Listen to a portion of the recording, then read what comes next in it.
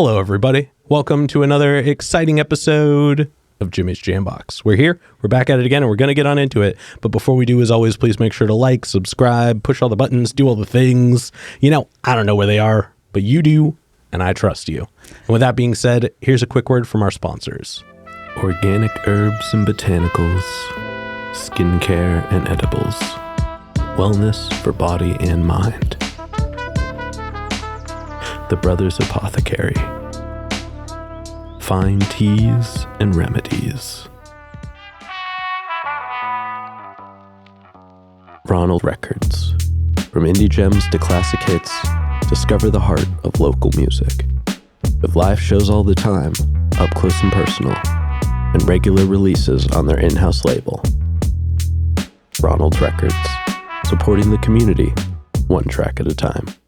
All right, thank y'all so much for watching. Again, shout out The Brothers Apothecary, Ronald Records, and Portland Water. Thanks for keeping us hydrated. And with that being said, let's go ahead and get on into it. Here is today's guests. Hey, I'm Matt. I'm Sam. I am Benji. I'm Phillip, and we're Smallfield. Smallfield. Hello. Hey. Thank you guys so much for joining us. Thanks for having us. Yeah. Why don't you go ahead? Let's go reverse order. Tell us each a little bit about what you do in the band. I play bass. And you sing and things too. I do Yeah. a little bit of singing. Yeah. I play the drums. I'm the drummer. I sing, play rhythm guitar. And I play lead guitar. Hell yeah. Yeah. And what got you each started into music initially? Compulsion. A way to turn my twitches into something productive. From one bass player to another. I get that. Yeah. Yeah. Man. I would say my brother really wanted to get a drum set when I was like 12. Hell yeah. So my dad encouraged me to get like a guitar to play with him. Okay. The old Secretly formed. family Yeah, band. family yeah. band. Nice. Yeah. That's how I started. Hell yeah. For me, it was Back to the Future. I had Back to the Future on Laserdisc as like as a 5-year-old, and just fell in love with electric guitar, and that's all I wanted to do after I saw that movie. So then my grandparents got me guitar lessons and just became obsessed, and haven't stopped being obsessed since then. Oh yeah, I dig that. Yeah. Did you ever get the giant? It's the dream. I mean, that's why that's why I keep going. Once I get there, once I have the 12-foot tall speaker cabinet, I can be done. Fair. Yeah. Well, Cool. surprise. Oh, wonderful. You really want me to stop playing guitar? I get it. Yeah. Okay. Did it work? Did it work out in the end? It worked out. You got them back together? Yeah. Yeah. Hell yeah. All And what about you? I was compelled into piano lessons by a very strict elderly woman who was very not very fun in middle school, and then I started getting into like AC/DC and stuff, and I was like, I would love to rock. And then I started playing guitar and other stuff, and then so that's the rock. Yeah. Gotcha. Yeah. Okay. Yeah. Okay. And then how did you all meet initially? I originally started this band, and about, what was it? How long have you been in the band now, Phillip? Like 2 or 1 year? I think it'll be 2 years in the summer. Oh my God. Yeah. So Phillip joined me about like what you said. It was like July 2022, maybe? Yeah. And then so that'll be 3 Benji years. right after, and then Yeah. just recently Matt. Yeah. Gotcha. Okay. So this is more new additions. Yeah. Yeah. Okay. I'd So say that. this has been kind of like Sam's project since what, like 2015 or so? 2016, and then kind of just started, and then right when the pandemic hit, like took a big break, and then came back, and then got Reformed. Yeah, and then it's pretty much like a new band. Yeah. Gotcha. Sam was being modest. He's the mastermind and songwriter and lead person of it. Yeah. Hey, well, it's helpful to have somebody who does it. Indeed. Yeah. Sure is. And then before we get into more of what y'all do in the present day, I do have a couple foundation questions I like to check in with everybody on. And this first one, it's one we ask early, it's one we ask often, and it's definitely a crowd favorite. What was the first album you each bought with your own money? Oh, heck yeah. I don't know specifically what the first one was. There was a handful of them. Green Day Dookie was one of the early ones. Weird Al's Bad Hair Day. Okay. That was an early one. Nirvana's Unplugged in New York. And like I don't remember a time before I knew who the Beatles were. Like that was a constant for me. But I mean, I didn't have to buy the records because they were already there. You know. Yeah. I gotcha. It's cool. For me, it was the CD that has the song "I'm Blue" (parentheses Abu Di Abu Da) by Eiffel 65. Eiffel 65. 65. Yeah. Loved that. And I don't anymore, but maybe I do. I still know all the words to that song. Really? Yeah. Are there more words besides yeah, "I'm Blue" Abu Di Abu Da? Yes. Abu Di Abu Da. Abu Di Apparently Abu Da? there are verses. And Really? I know them, and it's terrifying. I remember pretending What to are like they? that song at a 6th grade dance because I was trying to dance with some girl that liked it. Right on. Never again. Fair. Well, shout out to that girl. Yeah, shout out. Oh man. Lauren Tafone, So what's up? top. Yeah. Everybody at her, quick. I feel like for me, I feel like it was it was in the 90s. So I was like really young. It was like a compilation swing album thing. I don't know. That's why I picked myself. But my mom worked at an antique store, so she brought home like mostly Temptation records. So I mostly just took those myself, and Fair. that was my Sweet. Hell yeah. Yeah. The first album CD I remember buying was Nevermind, and which was That's cool. which was great. The one thing I remember about going to buy it though is there was a 24 karat gold version of the album that you could buy, but it was like $4 more, and I didn't buy it. And then I, years later, through the magic of Discogs, found out that it's worth like $1 bajillion. Yeah. Should have bought that. God, that Should have spent $22 instead of 18 or whatever. Sam Goody. Well, surprise again. Yeah. Right. Oh, wonderful. This is great. All right. And then what was the first live show you guys each went to that was like specifically one you wanted to go to? Yeah. The Offspring on their Americana tour. And the Living End were opening. Okay. They were like a kind of rockabilly punk band from Australia, and I ended up really liking them a lot for a while. That's rad. The first show I went to that I wanted to go to changed my life forever, and it was The Darkness, and it was incredible. Oh, wow, yeah, awesome. it was so cool. Younger than me or you? It blew my. No, I was in like 4th or 5th grade. Didn't The Darkness come out in like 2004, 2005? Yeah, Were you in 4th grade in 2004? 5th grade, 6th grade? I don't know. I think they've been around a little longer. Yeah, than yeah. that. I think they just weren't. When did Permission big. to Land come out? I thought that was- would have been the same year. Because I think I was in high school then. you were in high school. I think so. But I don't really know. I'm not famous for my memory, but I do remember the show, and it was transcendental. Yeah. yeah. Well, it's crazy you got to see them in like 4th or 5th grade. That's pretty cool. Yeah. It was my and it was my first ever experience of like being in like a general, like not exactly a mosh pit, but like being pushed around. I was just like mind blown. Anyways, it was hecka rad. Good. Yeah. First one that I liked, probably Modest Mouse. There wasn't a lot of like indie rock bands that came to Montana, so That's fair. yeah. That's fair. Who played with them? Do you remember? Oh, I don't know. I don't remember. I remember the first time I smelled weed for the first time. Fair. Never forget it. Yep. But my very first concert though I went to was Bob Dylan. Oh. But I didn't know who that was. I was Yeah. like 8 years old. That's fair. I saw Round Bob of Dylan in applause. high school, and it was not good. Really? Bob is definitely you either love him or you don't. Well, no, I mean, like, I like Live Bob set. Dylan, but I don't like the version of him that I saw in 2006. Fair. Just doing just not a lot of enunciation. He's going through like a cowboy phase when he came in my town. Yeah. Oh, that sounds kind of cool. Yeah. All right.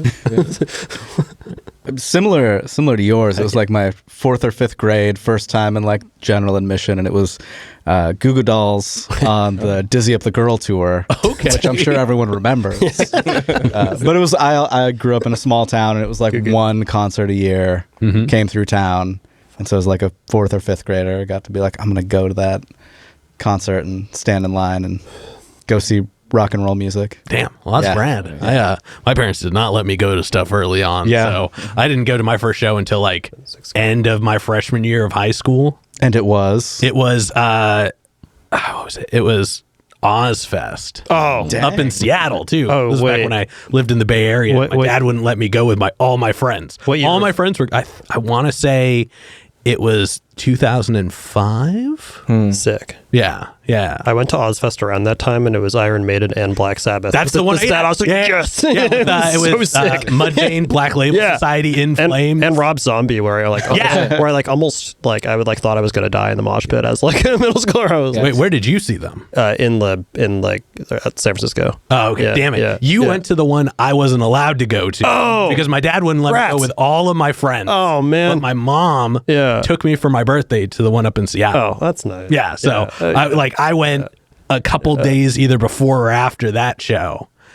So, small world. How was it? No, I'm kidding. It was sick. Yeah, I saw Ozzy and Rob Zombie in like 2007 or 8 or something. Yeah. It was good. Yeah. Later, that Ozfest tour actually completely imploded because is like Bruce Dickinson is like the singer of Iron Maiden, and like Ozzy, Sharon Osbourne like had like a whole thing, and then they started like pulling the power on each other's sets and stuff. And so we saw some of the last shows of that tour. Damn, that's wild. Yeah. That's wild. Been there, done that. Good to know. Yeah. It's cool to find out things about shows from long ago that I wasn't even aware of. Now I'm going to do some Googling. Classic beef. All right, but let's go ahead and let's get on into more of y'all in the present day. We are going to get a super easy one out of the way first, though. And I guess this is really kind of directed at you. How'd you pick the name? I was looking at these diagrams of like these small magnetic fields and stuff. And they look cool. I was like, look at these small fields, and I was like, oh, does anybody have that name? I'm like, well, no, no one has that. And so I picked that. Oh yeah, yeah. Looking at these cool diagrams, that makes the music video make more sense too. Oh yeah. That's cool. And then let's talk about your guys' writing process a little bit. And and now that you all have been somewhat together for a little bit of time now, I imagine there at least is some kind of one. But how do y'all go about getting a track started? Sam writes a song, and then he plays it for us, and then we're like, I think it should go like this. And then we do that, and we're like, it shouldn't go like that. It should go like this. And we're like, oh, okay. And then, Yeah, it starts by myself in my room, and then I'll maybe demo it, or I'll just play it on guitar and get halfway through it, and then I'll bring it to the band, and then they'll usually give me some good ideas, and then maybe a few times of that jamming, and this comes together pretty quickly with these guys. So okay. I think it's been faster lately too, which I hope is a good sign for us as a learning each other's tendencies, gelled, cohesive unit. Yeah. But it's a mastermind. Sam here brings the ideas.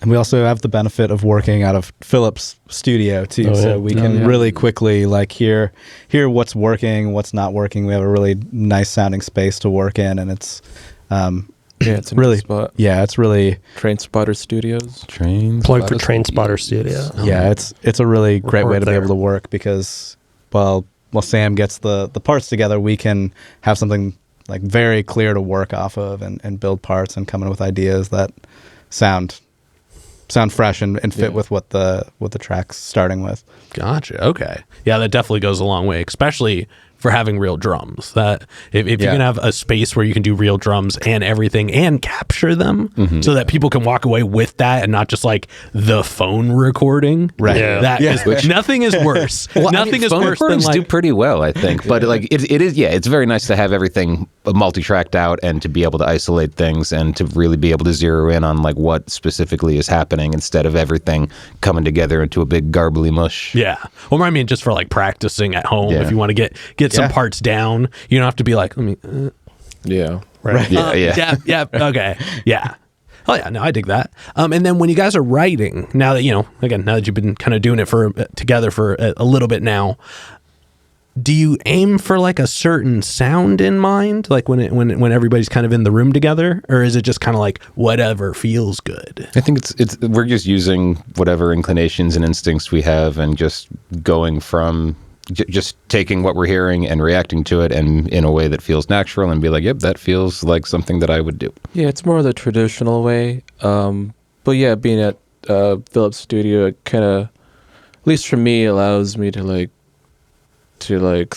come up with ideas, or throw these ideas at these guys, and these guys can usually execute it. So gotcha. And then do you have like your own setup to record at home to like be able to send out?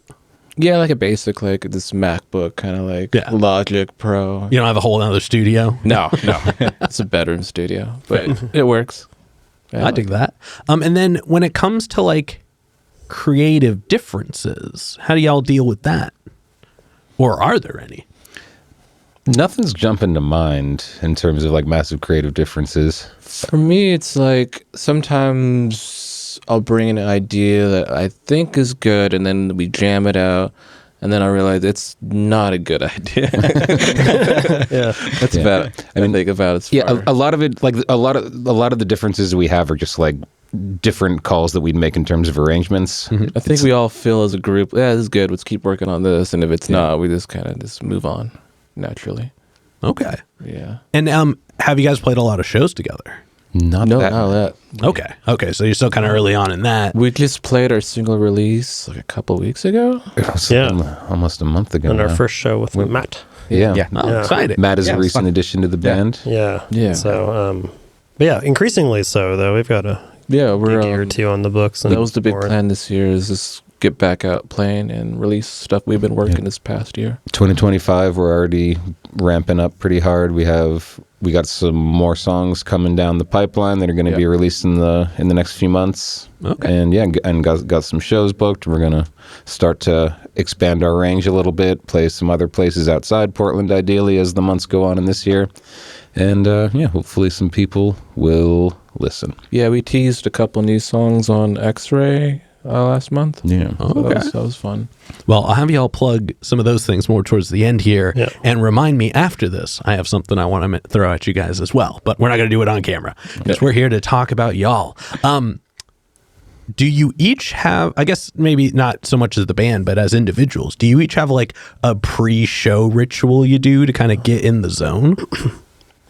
I have to stretch because I'm old. Really? Yeah. So although I've been doing that since I was young, but I have to stretch. Awesome. My old drummer has been doing that since he was like 11. Yeah. And he's the most limber person I know now. So, it happens. Yeah. I have to stretch.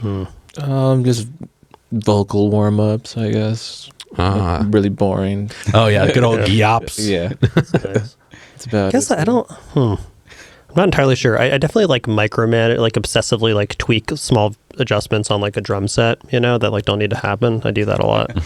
Tighten those wing nuts. Yeah. Tighten the nuts. Nothing super specific. I mean, the types of clubs that we've been playing lately don't really allow for too much of a pre-show ritual because we don't really have like a green room or our own space or anything. Yeah. So we're just kind of just set up our stuff on stage and just start going. That's fair. Yeah. Well, I mean, like even like when I was much younger, I don't do this now, but when I was much younger, I always had a pair of silk boxers that I would only wear for shows. Wow! Yeah, and that was the bit. That was the bit. The same pair. Wow. Eventually, I had to cycle through a few of them, but in the beginning, when we weren't playing a ton, yes, it was always it was like leopard spots. That's cool. I know it's there. Bizarre conversation piece. But it'd be a tough move for touring. I would put them on shortly before the show would start. I wouldn't be wearing them all day. Yeah. I was on a tour once for 6 weeks where we had clotheslines hanging on the inside of the van, and the drummer of the other band that we were touring with would always hang his soaking wet boxer shorts inside the van on this clothesline. And it was gross as hell. That's when you put on the antenna out. Right? Yeah. Let that air dry. Well, drummer, if you're watching, no. No. Drummers constantly need to be reminded and chastised. Seriously, no, they're unreliable people. And they need to be taught a lesson. Yeah. That's right. All right. Well, getting back into the questions here before we start a riot. Yeah. Actually, I want to talk about some of your music. So, I jumped on Ye Olde Spotify, and you got a couple tracks on there presently. I did try to check out some of the other places, but those seem to be the two main ones at the moment. Yeah. And so you got one from 2016 and then one from about a month ago. Yeah. And while there's not a ton to reference, it really does get the point across. Like the sound is very much there. It's very full. It's very open. It's definitely got that indie inspiration for sure, but it's got very like articulate elements to it. It's a twinge on the moody side, and the progressions are all really strong, which I think is really cool. Yeah. And your most recent track, Neon Blue, is rad. It's really, really cool. And it's one of those ones where like I heard it, and when I was done, I was just like, I need there to be more. I need there to be more. It really it does a great job kind of giving everybody an idea of like what's now. We thought that was a good representation of like what we're doing right now with like the songs we're making, because they get even more wilder than that kind of stuff coming up. I think it's funny because when I think about like our recorded cache of music, it's actually pretty vast at this point. Like we have so many songs and everything, and then anyways, more to come. Haven't put it out. You know, that's really never a bad way to go about it. You know what I mean? Because you can stockpile stuff forever, but once you start putting out stuff, you only have a window of time until you put out basically everything you have. It's true. So it's better to sit on some things as long as they're not like ancient. I always think it's rough when people are like, "Oh, we recorded this 6 years ago," right? And I'm like, "But you don't sound like that now." I mean, it's true. It's already starting to feel like that. Like the next song we're putting out, we recorded last March. And, that's all right. I mean, that's it's less than a year, but it's still like we've already. I feel like we've moved on a lot since then. So we gotta start catching up and just putting out more things so that we can get closer to the present. This is the year of Smallfield. Yeah, the year of Smallfield. We have a stockpile of songs if we ever run into like writer's block or some kind of thing, but I think we're doing pretty good of just because we're just focusing on new stuff right now. I think even as we write them right now and coming out, I think we want to release that first too. But we have some old songs that if these guys have new ideas, then we'll revisit it and then make it new. Yeah. And then as far as like the songs you guys are like playing out right now, what is each of your favorite ones to perform? Oh yeah, that's a good question. There's this new song that I think we just kind of been making. It's a brand new one. It's called Red. I like it a lot right now. Yeah, we haven't played that one live yet, but yeah, that one, that's an exciting one. We're gonna try to bump that up in the release order. I think they were gonna play that this month. Yeah, we're playing at the Fixin' 2. Okay, we have Fixin' 2 on the 19th. The 19th of January. Yeah. I don't know when this is coming out. I think this comes out before that. Nice. Yeah. Okay. Go to the Fixin' 2 on the 19th, folks. I'm partial to one called Marble Floor. It's very fun to drum to, and it just rocks pretty hard at the end, Yeah. I like the rock. So yeah, we've been closing with it. If anyone wants to stick around to the end of our sets to hear it. Yeah. It's not long. It's not long. Stick around for the whole thing. The whole thing. Yeah. We've got a song called Phantom that I really like playing too. I mean, coming out soon.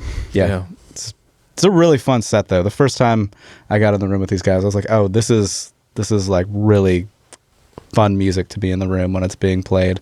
And that was showing up not really knowing what I was going to be doing. So but that's a real fun one. Oh yeah. I guess I'm gonna go with Influx, which is another one of our new ones, and I do like a noodly ropey bass line part that Benji said sounds like a sea shanty, but I'm like, I don't know if that sounds like a sea shanty. That's a huge compliment. As a sailing man. Well, no, that was like one of the weirder things that happened during the depths of the pandemic where people got into sea shanties, but there was that one that was really good. Very unexpected. It was unexpected, but then I was like, I get it because they're good. Mm-hmm. Check it out. Mm-hmm. Fair enough. That's like when electro swing got big for like 12 minutes. And back to your roots. Back to swinging. Swing on. Always swing on. And then before we get into the next portion, this next question is going to be for each of you individually, and it's probably the densest question in the interview. Okay. But, we talked about the experience of music, the actions, the reactions. But when it's just you and music, one-on-one, what does music give back to you? Self-worth. Oh. Go on. I'll let somebody else go. You can't just leave it at that. Well, I could. Oh. All right. I don't know. For me, it's kind of something. I guess it's a hard question to answer because it's just what I do. I guess it's it's kind of like a puzzle, putting a puzzle together that never ends. And then when you finish it, it's like to the next thing, or if you never put it out, it's never done. Mm-hmm. So that's fun about it. And then it just puts you in that mood anytime, anywhere when you make that song. And it can put someone else in that mood too. So I like that a lot. I think that's cool. It's some kind of magical about it.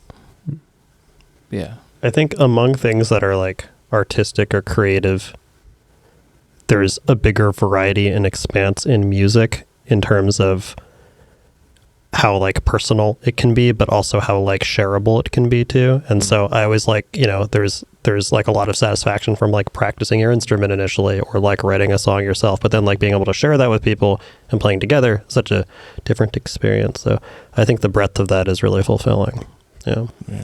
And it's rad to be able to play with other people, I would just say. Yeah. So I'm very appreciative for every band I made, because I had taken a bit of a hiatus from like being in bands, and I was like, oh man, I really like this. This is awesome. It's a very like soul fulfilling situation. Cool. Yeah. I was never much of a team sport guy, so this is as close as I had. I wasn't a sports person. Yeah. I think whether it's playing music with these guys, or just at home by myself, or even putting on just a record I love or something like that, I think it is music's ability to just kind of hit whatever it is that you're feeling at a time, whether it's like reflecting back to you what you're feeling, or the like sense memory of putting on a song and taking you back to a specific period in time, or taking you forward as a way to remember the moment that you're in. Those are some of the things I love about having music on and around all the time. Hell yeah. Well, those are all really cool answers, you guys. I appreciate you sharing. Yeah. It's always tough to ask that question in a room of people, because it's like one answer tends to influence the next answer. But it was really cool to kind of hear the spread of like approaches and like reasons for it, because it is so unique and individual to everybody. And then like those are the things that make kind of the band experience when you get to come together and share all of that. So I really appreciate y'all sharing. Yeah. But now we're going to go ahead and we're going to move on to some hypothetical questions. Oh yeah. And for these, sky's the limits. The questions are all made up, so the answers are allowed to be as well. But this first one is pretty straightforward. All right. If the band could share a bill with any act, the only requirement is they have to be currently around. They have to be here now and doing stuff. Right on. Who would you each want it to be? Take us on tour, Modest Mouse. That'd be cool. Yeah. Do you think the question should be like what would be like the best fit for us, or just like the best time? No, I think sky's the limits. All right. Yeah. Right. From a strategic and marketing perspective, I feel like Modest Mouse would be a good one. Yeah. If you're listening, we love you. Yeah. They do watch the show. So really incredible. Hi, Isaac. Yeah. Yeah, I don't know. Here, I'm gonna keep thinking on that. I think Spoon would be pretty cool. All right. Okay. And I think that we would complement band. Yeah. Built to Spill comes to mind. Oh, that'd be a really cool. fun. Hell yeah. Fun way to go around for a minute and play a show. We sometimes have little Built to Spilly moments, I think. Mm-hmm. Yeah, that's true. That'd be a good one. Especially when we extend the interludes. Yeah. Rats. Let's see. Honestly, I don't know why, but Weezer. I'm just gonna say we should play with Weezer. That seems fun. Yeah. I once saw. Have you ever seen the video of the drummer catching the frisbee mid drumming and then frisbeeing it back? Is that your dream as a drummer? It's the coolest thing I've ever seen. I'm gonna start bringing frisbees to all of your guys. Oh my gosh, I can't. I don't think I couldn't catch a frisbee in the best of circumstances. While keeping time. Well, just in general, just while standing. Yeah. So I think it might be one of those like adrenaline moments. though. You're in the zone. It just right. You can like lift a car. Yeah. Always keep on your toes. So Benji's superpower is that he can catch a frisbee. And I'm not just going to bring one that I throw. I'm going to bring multiple and give them to multiple people. Nice. So you'll have multiple opportunities. Always be looking for frisbees coming at you. I'm not even going to be there half the time. I'm just going to send somebody else with frisbees. This moment is going to forever alter your time in Smallfield. It's bringing up a repressed memory of reminisced of when all of my friends in high school got really into frisbee golf when I wasn't into it, and so then they were just doing that all the time. Well, where do you think I'm getting all the frisbees from? Yeah. Dude, are you frolfing? Oh no, I'm anti-frolf. I'm anti-ultimate. I'm anti-frisbee.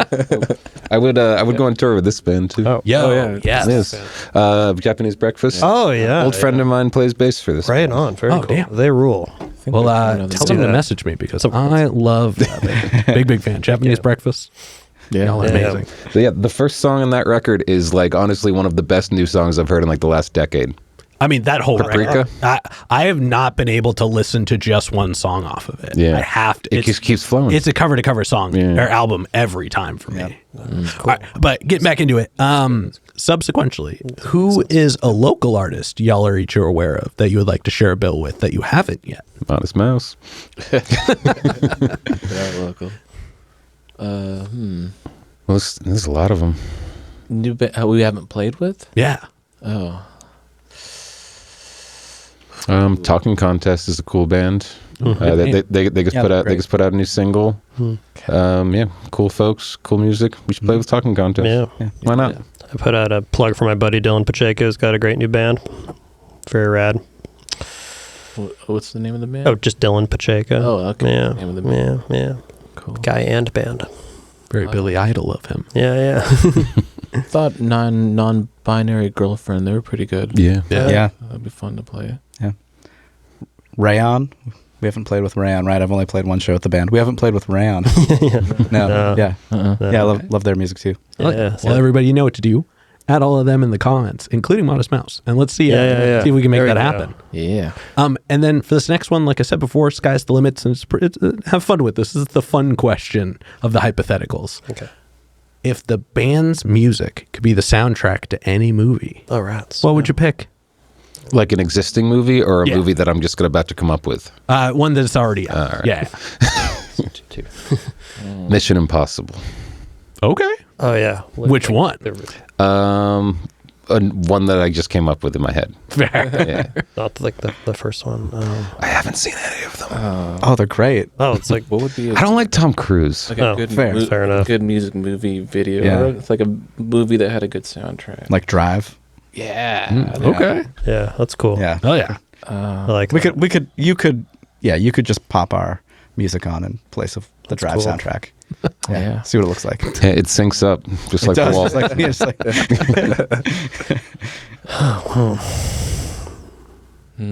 Yeah. Talladega Nights. Okay. Good movie. it's a good movie. I don't know. The Matrix? The Matrix? Ooh. We could be kind of Matrixy. Right. Oh, that reminds me. My favorite movie, Speed. We should have Speed. Right. Anything with Keanu. Yeah. Of course. But not Speed 2 Cruise Control. Not a good movie. If we replaced the Back to the Future soundtrack with sick. our music, Yeah, then you go. could, then there's the solo and you could win. But then there's a chance that I would have never fallen in love with guitar, and then I would never be in the band. And then You're going into the world of Back to the Future right now. Yeah. You're creating time paradoxes. True. Butterfly affected real hard right now. All right. Well, those are all super solid answers. And then to wrap up the hypothetical questions, if you could each add one abstract instrument into the band. Okay. So like now, we're gonna no keyboard, no saxophone, like get weird with it. What would you each add? I just saw this thing on the internet recently that what they called it was a long string instrument, and it's like 54 feet long, and it's just strings, and this lady's just like rubbing her fingers on them, and it sounds amazing. Whoa. Yeah. Wow. I forget the exact name of it, but there is a piece of classical music that calls for like dogs barking at a certain time, and I saw a video of like it's like some hunting thing or something, and like they auditioned all the dogs for the piece, and then they had them in this like fancy concert hall in like Vienna or something, all the dogs barking, and I think we should have barking dogs. We already do, actually. We could have more barking dogs. We do, yeah. in the band. I'm sure we could find Charlie Barks in multiple recordings that we've made. Right, well, I got Doug. Shout out to Charlie. Yeah. Chunky Charlie, my main boy. And Laka My and soft Woodstock, cheese. they also bark a lot. What's that? My dogs bark too. They sure do. Yeah, they sure do. Anyways, I think barking dogs is my answer. Oh yeah. Yeah. That might be the most abstract answer I've ever gotten too. That's a fun one. Yeah. Try out some dogs, I guess. Yeah, I got them. They're loud. Yeah. I don't know. What about you, Matt? I was thinking it's not so abstract, but I was thinking timpani. No, Something you like normally don't see a band Yeah. roll up with. Super inconvenient. I was going to say that. Yeah. That takes up some real estate. I was yeah. really thinking Like- cumbersome more than abstract. Yes. Yeah, you nailed it with I that. already don't know how to tune regular drums. That's the whole thing with the timpani is that you tune it. I'm gonna say because we've already done it. The little horn. I was just Oh, about the to say honky that. honky. Brought the Yeah, horn. my little honky horn. It's got a honk horn. Okay. Like a bike horn? Yeah. Yeah. it's like- like a bikey it's like a clown, like a horn. clown's bike horn. Yeah. Gotcha. And I would just punctuate the songs with that. I think we played at Dante's and then used that in between did, songs. People liked it. So. Gotcha. Okay. People loved it. Well, wait. Then it's technically already been a part of the band. So Yeah, it's not something true. you would add in. It's already there. Well, Have more. not recorded, not on. Okay. I don't know. All right. We'll let it Is that a slide. How about a glass harmonica? Ooh. You know, the instrument invented by Benjamin Franklin. Oh, is that the rotating glass spinning- thing? Yeah. Those are cool. All right. We'll let that one count then. All right. All right. But that being said, we're going to go ahead and start wrapping this up. What can we look forward to between, let's say, now and June? A lot of songs, a lot of shows. Releasing a lot of songs. Next one's gonna be called Phantom. I don't know when this comes out, but that'll be coming up in the next month or so. We're playing at the Fixin' 2 Lollipop Shop. Fixin' 2 on January 19th. Lollipop Shop, I think it's February 3rd with Trady. Shout out Trady. We love trading. And then we're gonna do a Silver Metals EP release. We're gonna open for them. On Pi Day. Silver Medal. On Pi Day. Yeah. I would say you can also look forward to us having excellent merchandise, which we need to make. Yes. I'll make us commit to that on air. Oh, well, yeah. Now it's on camera. So. T-shirts, hats, you name it. Hell yeah. Koozies. Koozies. That's a good idea. Well, that's not a bad one. Erasers are a fun one. Matches. Oh, Yeah. I like esoteric merch, like can opener or something weird like that. Consumable merchandise is good because then they have to keep coming back and buying more. Oh, smart. Smart. Get 'em hooked. Ooh, pencils. Yeah. But not mechanical pencils. No, Old Old school. school. Yeah. Yeah. How do they get the graphite in those? You're asking the wrong guy. I was thinking about that earlier today. I'm like, yeah, because how are they making them so cheap and they just get the graphite in there so tight, you know? We're gonna look into that. If you know how they put graphite in pencils, put it in the comments. Put it in the comments. Hell yeah. I think it's just a little raw and they just put it. Well, yeah, but it's so tight. Okay, yeah. Okay. All right. Now for this next one, why don't you guys go ahead and look straight at your cameras. Tell Yeah. everybody how they can find you. Like our address. Yeah. I mean, maybe don't Where dox we work, yourself, but Oh man. Instagram. We're on Spotify. It's Instagram Smallfield Band. Smallfield Band. Smallfield Band. Yeah, it's pretty much all our stuff there. Our link tree. Yeah. All our things are on there. So. Yeah. And if you type Smallfield into Spotify, it'll probably bring you to us. Yeah. Oh, not that we like Spotify. Boo, Spotify. Pay your artists. If you type Smallfield into Google, you won't find us. Really? Nah. Type Smallfield Band. Band. Yeah. You got a chance. yeah. There you go. Hell yeah. Yeah. All right. And then any other plugs, any other shout outs, anybody else you all want to put on while you're on here? What about you, Philip? You got some people you've been recording, or Yeah. Well, we just talking about Trady. They made a record with them that came out last year. Make another one with them soon. We got Laughing About Nothing, who we're playing with the Fixin' 2. Yeah. They just put out one song that I recorded. They got a few more in the pipeline that are coming out soon. Yeah. Yeah. Anybody else? All right. No, I What think I about should- Count Lenny? Yeah, we got, I myself am Count Lenny. I've got music I put out. You can countlenny.bandcamp.com. It's, it's there, I do stuff. Yeah, I did the cover. Yeah. I'll put a new record out soon, which I just need to get around to pressing a button on. And Sam did all the beautiful photography for it, the beautiful pictures of me. And hey, anyone else got tunes? I don't know. Did Brad do the layout for that? Oh no, it's my buddy Eric Nelson, who's a great graphic designer. Yeah, he's great too. Yeah, there's so many talented people in this area. We love it. Hell yeah. Yeah. Indeed. It's nice to have a community. Yes. Did you guys have anybody else you wanted to put on? I don't think so. No, That's just God. I was just going through my boy JC. who's putting out music right now that I know No, that I haven't mentioned. I mean, I did already shout them out, but my Chunky Charlie, My dear sweet good time boy. Miss you. Oh, I would also like to shout out Charlotte, Sam's partner, who made our awesome music video. Oh, yeah. With video synthesis. Very cool. Check it out on Spotify, YouTube. All right. Then with that being said, I've got one last question to go. But before we do, I'm going to steal the camera for just a second. Yes, please. As always, y'all, please make sure to like, subscribe, push all the buttons, do all the things. I don't know where they are, but you do, and I trust you. And one more shout out to the Brothers Apothecary, Ronald Records, and Portland Water. Thanks for keeping us hydrated.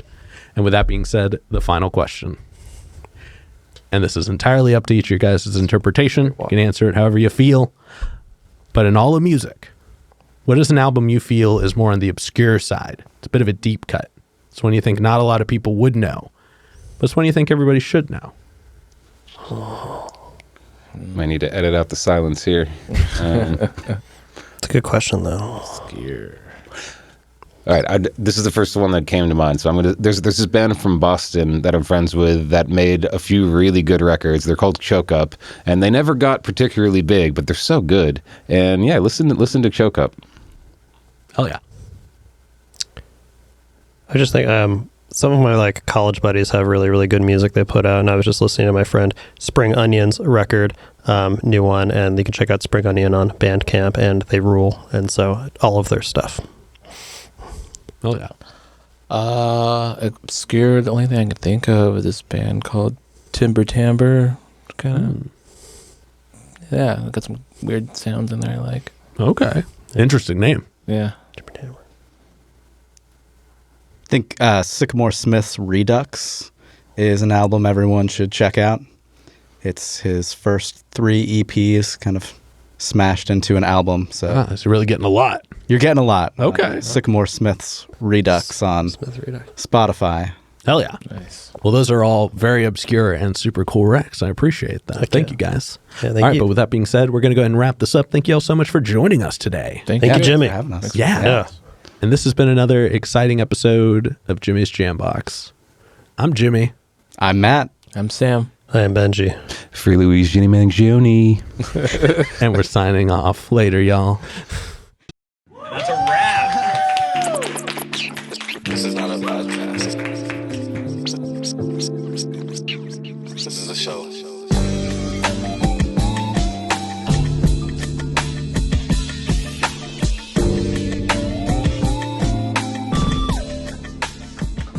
Keep jamming.